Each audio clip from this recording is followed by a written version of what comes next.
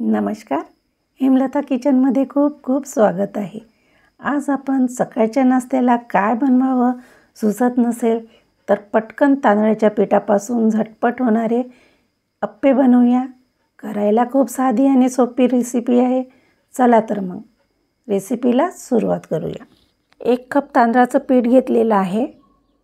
घरात कुठलीही एका वाटीच्या मापाचा अंदाज घ्या तुम्ही आणि हे पीठ घरीच तयार केलेलं आहे. अर्धा कप बारीक रवा घेतलेला आहे. पाऊण कप दही घेतलेलं आहे. दही थोडंसं आंबटसरच घ्या. तुमच्याकडे बारीक रवा नसेल, जाड रवा असेल तरीही चालेल. हे सगळं मिश्रण मिक्स करून घेऊ. हे मिश्रण मिक्स झाल्यानंतरच आपण पाणी घालणार आहोत. आता मी 1 कप पाणी घेतलेलं आहे. थोडंसं पाणी टाकूया आणि मिश्रण मिक्स करून घेऊ. लागेल तसं पाणी घालायचं आहे. मिश्रण मिक्स करून घेऊया. जे अर्धा कप पाणी उरलेलं होतं ते टाकून घेऊ.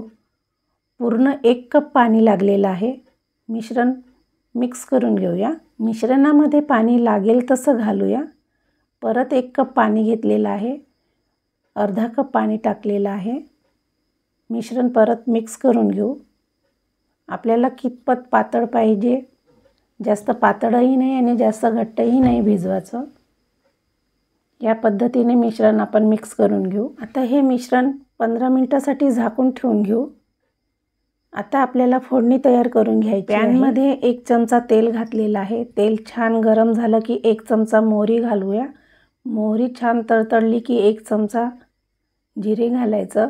1 चमचा उडदाची डाळ घालायची. 5-6 कढीपत्त्याचे पानं घालायचे आहेत, बारीक कट केले. कढीपत्त्याचे पाने घातल्याने फोडणीला खूप छान अशी चव येते. मस्त आपली खमंग अशी फोडणी तयार झालेली आहे. पीठ भिजवून पण आता 15 मिनटं झालेले आहेत. 2 टेबलस्पून पाणी घालून घेऊ.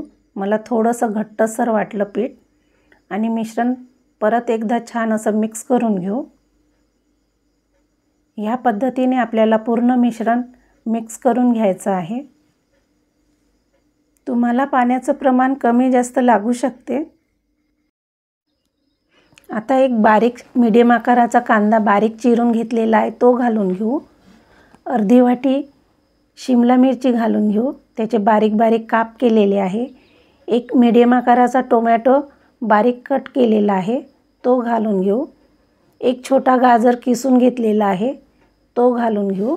अर्धी वाटी ताजे हिरवे मटर उकडून घेतलेले आहे ते घालून घेऊ. 2-3 हिरव्या मिरच्या बारीक कट करून घेतलेल्या आहेत ते घालून घेऊ.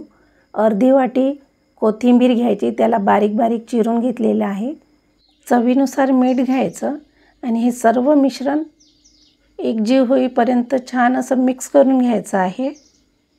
तुम्ही यामध्ये भाज्या तुमच्या आवडीनुसार कमी अधिक पाहिजे त्या भाज्या घालू शकता.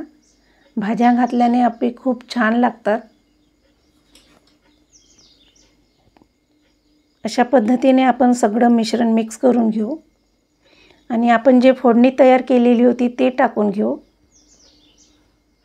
तुम्हाला फोडणी नाही घालायची असेल, नाही घातलं तरीही चालेल, पण फोडणी घातल्याने अप्प्याला खूप छान अशी चव येते.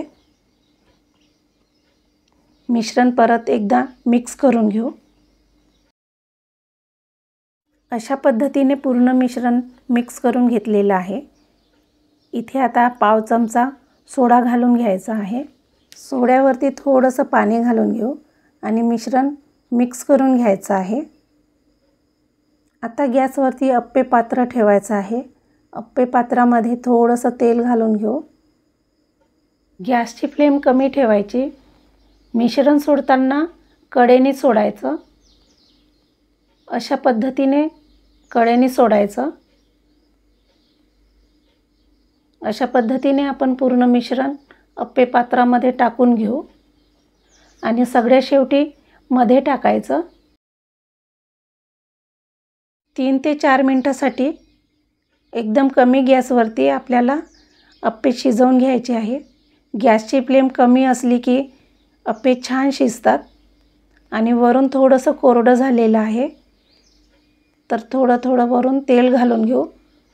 तुम्ही इथे तुपाचा पण वापर करू शकता. इथे मी तेल लावत आहे वरून, थोडंसं कोरडं झालेलं आहे तर. आणि आता अप्पे पलटवून घेऊ. वरून थोडंसं तेल लावल्यानंतर अप्पे पलटवलं की अप्पे दुसऱ्या बाजूने पण छान शिजतात.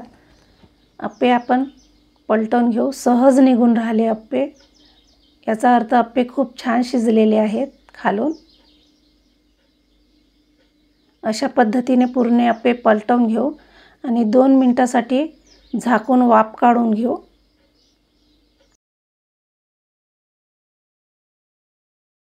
दुसऱ्या बाजूने पण अप्पे खूप छान असे शिजलेले आहेत. तर अशा पद्धतीनेच आपण बाकीचे अप्पे तयार करून घेऊ. अप्पे पात्रामध्ये थोडंसं तेल घालून घेऊ आणि मिश्रण पूर्ण अप्पे पात्रामध्ये सोडून घ्यायचं. मिश्रण सोडताना कडेनं सोडायचं. 4 ते 5 मिनिट गॅसची फ्लेम अगदी कमी ठेवून वाफ काढून घेऊ आणि वरून थोडंसं तेल लावून अप्पे पलटवून घ्यायचे आहेत. कमी गॅसवरती अप्पे शिजवले की खूप छान शिजतात, सहज निघतात.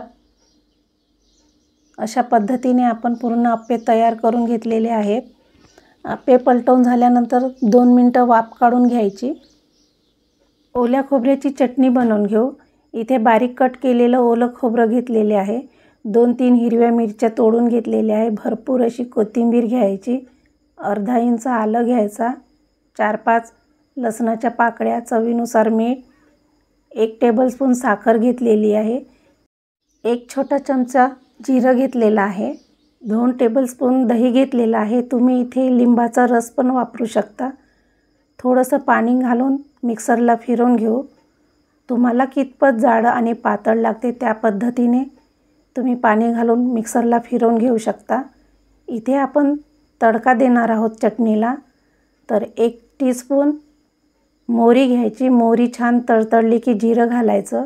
जिरं छान तडतडलं की 5-6 कढीपत्त्याचे पाने आणि 2 मिरच्या घालून थोडंसं हिंग घालायचं आणि मिश्रणावरती ओतून घ्यायचं. चमच्याने मिक्स करून घेऊ. अप्प्यासोबत अशी ओल्या खोबऱ्याची चटणी बनवली की अप्पे खायला खूप छान लागते. घरामध्ये जर तांदळाचं पीठ तयार असेल तर आपण पटकन असं झटपट अप्पे तयार करू शकतो. डाळ तांदूळ न भिजवता न वाटता अशी पटकन आपण तांदळाच्या पिठापासून अप्पे तयार करू शकतो. व्हिडिओ आवडला असेल तर लाईक करा, सबस्क्राईब करा. धन्यवाद.